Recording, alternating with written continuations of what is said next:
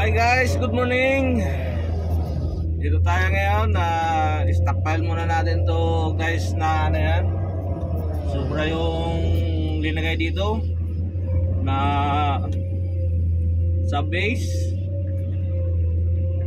So para matapos na to guys, ipunin natin muna dyan. Tambak natin doon dyan sa unahan na yan oh. Ihalo na natin dyan mga idol.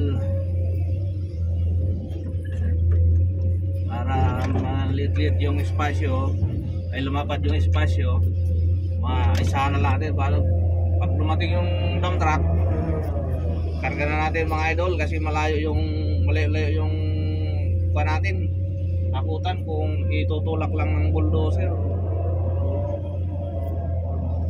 Sobrahan kasi ng kapal nung bagsak kagabi, walang spatter ang lalapit nung dump. So kaya ito nung nilatag na ng bulldozer sa kagreter, nako sobra kasi may layer mga idol, mga kabakit. Alam nyo naman yung ganito na pagtatrabaho ng ganito sa kalsada, layer yung tambak para mas matibay yung kalsada mga idol.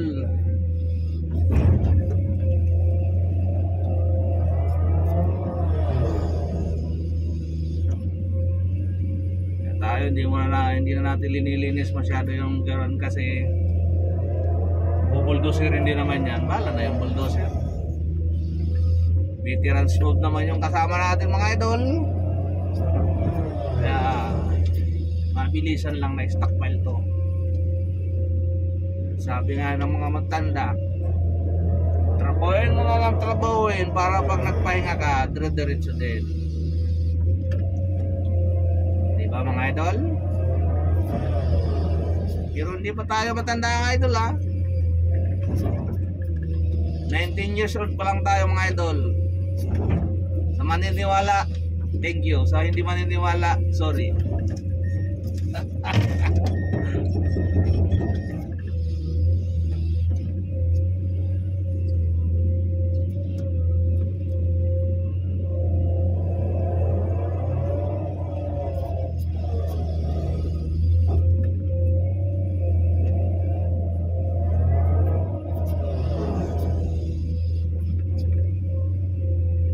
Dalawang layer kasi ito mga kabakit.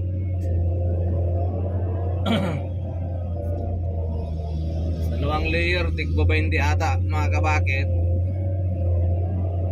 o 50 ata ang taas bago yung papatungan ng concreting. Papatungan na yan, konkreto na yan mga idol oh. Yan o, nakita nyo yan sa kaliwa natin. Yan, papatungan yan. Kapal nyan mga idol, 30 ang kapal nyan.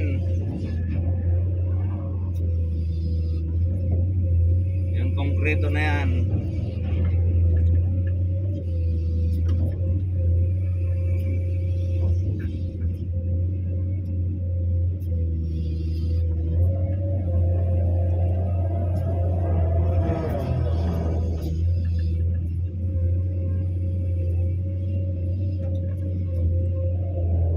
Quality ang trabaho dito mga idol, para pag nag-repair daw matagal.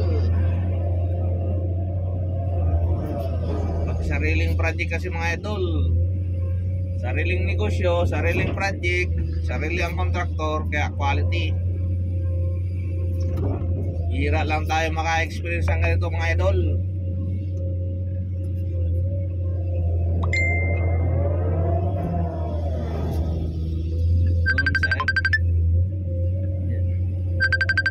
Yan lang mga idol, may tumatawag.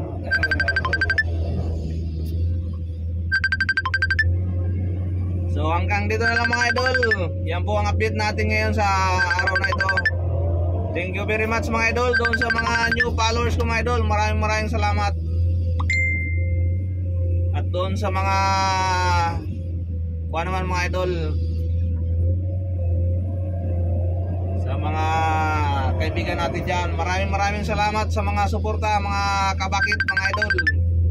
Thank you very much and God bless po sa inyo. Keep safe always.